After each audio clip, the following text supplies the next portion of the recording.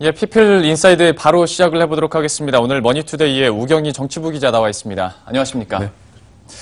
오늘 어떤 얘기를 먼저 할까 하다가 이 문재인 대통령과 관련된 내용 한번 해보도록 하겠습니다. 대통령께서 1987을 봤는데 거기가 그렇죠. 눈물바다 됐다더라 뭐 이런 내용 봤거든요. 네. 어땠습니까?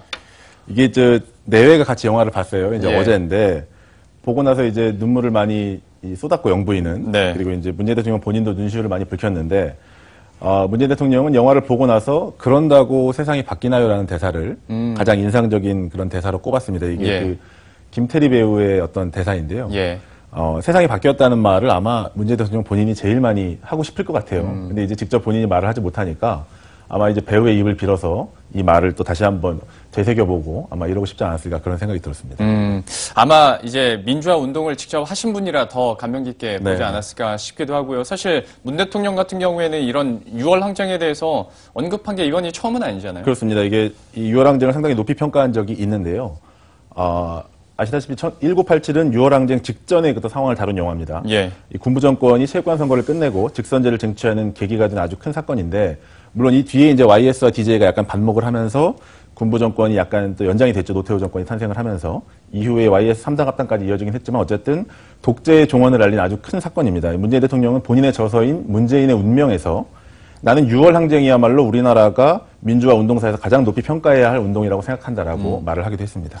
그런데 이제 똑같은 어떤 6월 항쟁이라 하더라도 그때 당시에 어떤 일을 하고 어느 위치에 있었느냐에 따라서 사람마다 느끼는 감정은 좀 다를 것 같은데 맞습니다. 문 대통령에게 6월 항쟁이라고 한다면 어떻게 좀 의미를 저희가 해석해 볼 수 있을까요? 네, 이게 역사적인 의미와 정치적인 의미를 좀 나눠서 봐야 될 것 같은데요. 우선 본인이 6월 항쟁에 참여를 했었죠. 말씀하셨던 것처럼. 노무현 전 대통령과 변호사 일을 할 당시였는데 박종철 열사의 사망 소식을 듣고 곧바로 민주화 운동의 한 가운데로 뛰어들게 됩니다.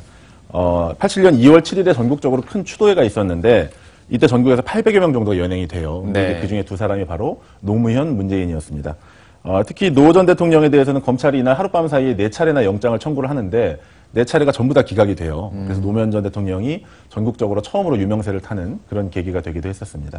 그러면 아까 그 정치적인 해석도 필요하다고 얘기를 해주셨는데 이건 어떤 내용인가요? 정치적 해석에 좀 더 관심이 이제 가게 되는 시점인데 문재인 대통령이 영화를 보고 나서 1000만 명은 보게 될 것 같다고 얘기를 했습니다. 이게 의례적인 덕담일 수도 있는데 사실 저는 개인적으로 저도 어제 영화를 봤거든요. 근데 저 개인적으로는 문재인 대통령이 아마 1000만 명은 꼭 봤으면 좋겠다라는 그런 본인의 바람을 애들러서 말한 것 같기도 하고 아마 속마음은 2000만 명 정도는 봤으면 할 것 같아요. 왜 그러냐면 1987 영화를 보면 이제 김은석 씨하고 문성근 씨가 이제 그 어떤 군부 독재를 대변하는 그런 역할로 출연을 하는데 이 군부 독재의 적자가 바로 누구냐? 박근혜 전 대통령이죠. 그렇게 볼 수밖에 없는 상황인데 잡아다 고문하고 또 죽이고 이런 어떤 이전 정권의 최고 치부를 영화를 통해서 드러냅니다. 여과 없이 드러내는데 그런 점에서 이전에 나왔던 영화 변호인의 화법보다 훨씬 더 직설적이다. 이런 평가가 나오고 있고요.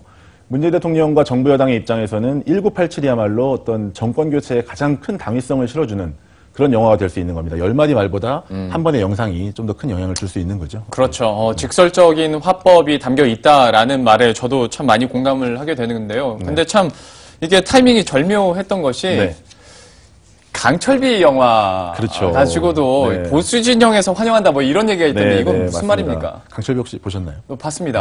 재밌는 영화인데 강철비는 사실 기본적으로 보수주의의 영화가 아니에요. 기본적으로 이 영화가 흘러가는 그 스토리가 아주 진보 진영의 남북 관계 논리를 따르고 있습니다. 남과 북이 서로 이제 친구가 되기도 하잖아요. 그렇죠. 그리고 그 영화 내에서도 정권 교체가 약간 진보 쪽으로 이루어지고 그리고 감독도 변호인의 감독이에요. 사실 여러 가지 구조적으로 진보 진영의 논리를 대변할 수밖에 없는 영화인데 왜 이게 보수 진영이 열광을 하고 있냐면 마무리 때문입니다. 마무리. 왜요? 막판에 이제 한반도의 평화를 지킬 수단으로 핵의 남북 공동 보유를 제안을 합니다. 그러니까 북의 핵무기를 나눠 갖자고 그러죠. 그렇죠. 약간 이게 스포일러가 될 수 있는데 좀 뜬금이 없죠. 영화 자체는 재미가 있는데 핵 보유라는 건 이제 전형적인 어떤 보수 진영의 논리입니다. 핵을 통해서 이제 평화를 지켜야 한다 이런 논리인데 뭐 이런 영화 마무리를 선택을 하면서 약간 이제 보수 진영 쪽에서는 환영을 하고 있고요. 네. 아무튼 연초에 이제 영화판들이 정치판을 좀 대변하면서 약간 이제 재미있는 구도가 되고 있습니다. 어찌 보면 좀 해석을 더 확대했다고 볼 수도 있겠으나 그렇죠. 저도 영화 보면서 마지막에 뭐지? 그렇죠. 물건 건네 받았다고 뭐 이렇게 얘기 듣고 나서 좀 생뚱맞다라는 생각은 했었거든요. 갸웃거리게 되는. 예. 근데 또 영화를 통해서 이제 각 진영들의 논리들이 나오고 있는 것 같습니다. 네, 앞에서도 소개를 해드린 것처럼 이제 문 대통령이 영화를 관람하긴 했는데 여전히 아직 문제들이 좀 산적해 있다 보니까 편치는 않을 것 같아요. 그렇죠. 마음이. 지금 이제 영화가 사실 왜 들어왔을지 저도 잘 모르겠는데 내일이죠. 이제 판문점에서 남북 고위급 회담이 열립니다. 청와대는 이게 추측성 보도를 좀 자제하려고 하는 의도인지 대화의 수준을 짐작하게 하는 발언도 아예 안 하고 있어요. 그래서 이제 걱정이 좀 커지는 만큼 또 기대감도 커지는 것도 사실이고요. 다만 이제 기대감이 큰 만큼 제대로 성과를 못 낼 경우에는 후폭풍도 청와대가 감당할 수밖에 없다. 이런 부분에서 약간 이제 우려가 생기고 있습니다. 특히 이제 도널드 트럼프 미국 대통령도 남북 대화 성사에 대해서 높이 평가한다 이렇게 말을 했고요. 필요하다면 본인이 김정은과 대화할 생각도 있다 이렇게 말을 했습니다.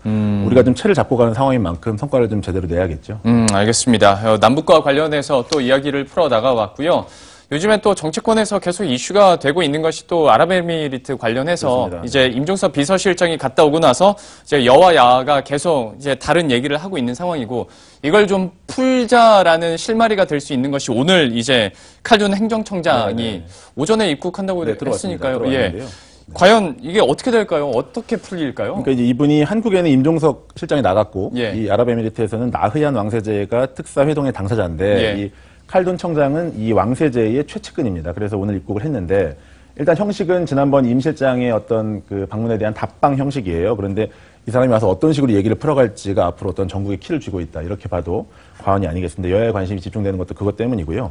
일단 칼둔 청장이 방한을 하고 남북 그 회담을 한 이후에 10일에는 문재인 대통령의 기자회견이 예정이 돼 있습니다. 그래서 여기에서 약간 이제 대화의 실마리를 얻을 수 있을 것 같다. 이런 얘기도 나옵니다. 취임 후에 두 번째 회견인데 신년사를 발표를 하고 기자단이 1시간 정도 질의응답을 할 예정입니다.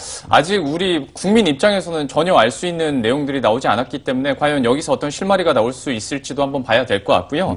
마지막으로 야당 얘기 잠깐 해보도록 할 텐데요. 자유한국당의 홍준표 대표가 대구 북구을 당협위원장 지원했다는 게 그러니까 이건 여야를 떠나서 어떤 리더십의 문제가 아니냐라는 얘기도 좀 나오고 맞습니다. 좀 소개를 해주시겠습니까? 이게 사실 좀 야당 상황이 아주 태평해도 아주 좋아도 사실 뭐 좋은 소리를 듣지 못할 일입니다. 그렇죠. 지금 물론 이제 대구 북구는 지금 한국당의 텃밭이긴 하지만 지금 홍일학 민주당 의원이 의석을 갖고 있어요. 그래서 홍 대표는 이걸 좀 탈환하겠다 본인이 잘 관리를 해서 뭐 이런 어떤 명분을 세우는데 이걸 감안한다 하더라도 홍 대표 정도의 전국적 인지도를 가지고 있는 인물이면 그리고 어떤 당의 자원을 가지고 본인이 이제 거물로 성장을 했다면 수도권 격전지 정도는 좀 책임을 져줘야 되는 게 아니냐 이게 당내 중론입니다. 이게 요새 얘기하는 걸로 이제 꽃길 걷겠다 이런 본인의 스스로 이런 그 상황이 됐고요.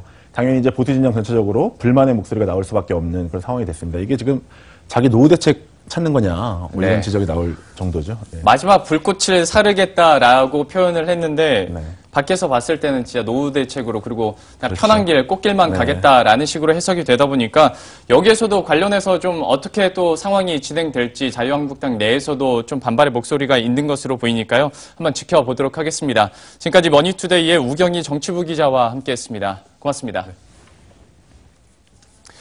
네, 오늘 저희가 준비한 소식도 여기까지입니다. 계속해서 성공 투자하시고요. 저희들은 새로운 이슈들, 핫한 이슈들 들고 내일 이 시간에 다시 찾아뵙도록 하겠습니다. 시청해주신 여러분 고맙습니다.